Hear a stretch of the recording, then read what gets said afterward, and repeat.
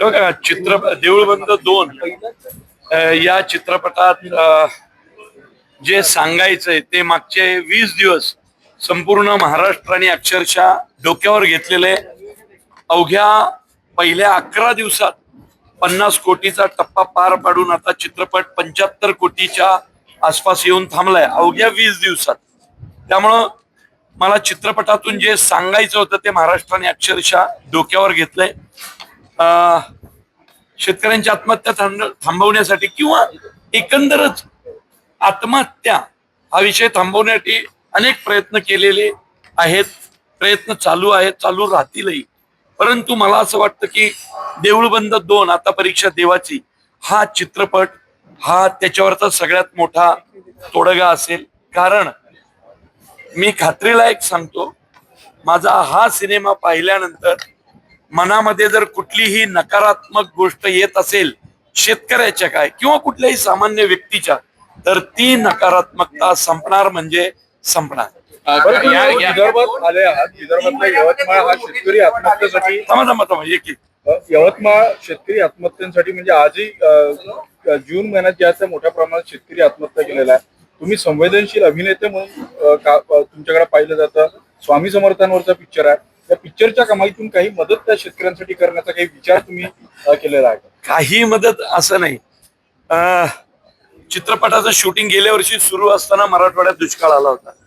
त्यावेळी आम्ही ताबडतोब मी स्वतः निर्माती कैलास वाणींना विनंती केली की बाबा महाराष्ट्रात काहीतरी एवढा ओला दुष्काळ आहे, मी इकडे काही शूटिंग करत बसणार नाही, तर मला मराठवाड्यात जायचंय.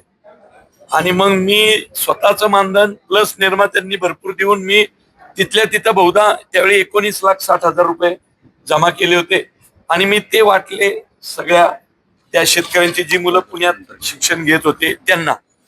आणि या सिनेमाचं काही मी आधीच घोषणा केली आहे, म्हणजे खूप बिझनेस करे की केलाय म्हणून नाही, चित्रपट रिलीज व्हायच्या 10 दिवस आधीच केली होती ना घोषणा.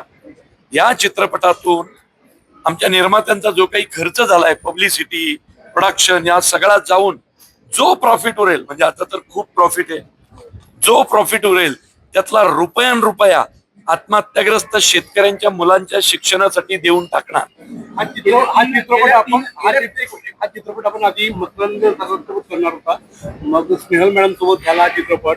तर हा विषय तर फार गंभीर आहे, वास्तववादी विषय आहे. तर भविष्यात मकरंद ऑलरेडी या विषयावर काम करतच आहे, तर या त्यांना घेऊन या विषयावर आणखी काही चित्रपट बघायला मिळतील का? काही मकरंद सरांबरोबर जेव्हा चाललं होतं ती गोष्ट आहे 9-10 वर्षांपूर्वीची.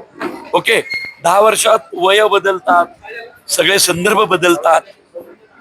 आणि मागच्या 10 वर्षात मराठी चित्रपट सृष्टीत स्त्री प्रधान चित्रपटाला अचानक एक मोठा व्यासपीठ मिळालं. तुम्ही नीट बघा. आणि बऱ्यापैकी बायकांनी अनेक गोष्टी हातात घेऊन संसाराचा गाडा पुढे ढकलतायत. शेतकऱ्यांच्या बाबतीत पण शेतकरी आत्महत्या करतो, पण एखाद्या शेतकरी बाईने आत्महत्या केलेलं ऐकलंय का कधी? कारण तिला 2 पोरं दिसत असतात, मेलेल्या नवऱ्याची आई म्हणजे तिची सासू दिसत असते, गोट्यातली जनावरं दिसत असतात, परवा गेल्या महिन्यात पेरलेलं बी उगून आलेलं पीक दिसत असतं. त्यामुळं काय म्हणतात ना, सृष्टी निर्माण करणारी आत्महत्या करू शकत नाही. आणि त्या एका पॉइंट ऑफ व्ह्यूनी मी चित्रपटाची नायिका एका महिलेला केलं आणि ते वर्क झालं. कदाचित सिनेमा जो 100 कोटीच्या दिशेने चाललाय त्याच्यात एका महिलेला चित्रपटाची हिरोईन करणं हा महत्वाची धागा ठरलाय.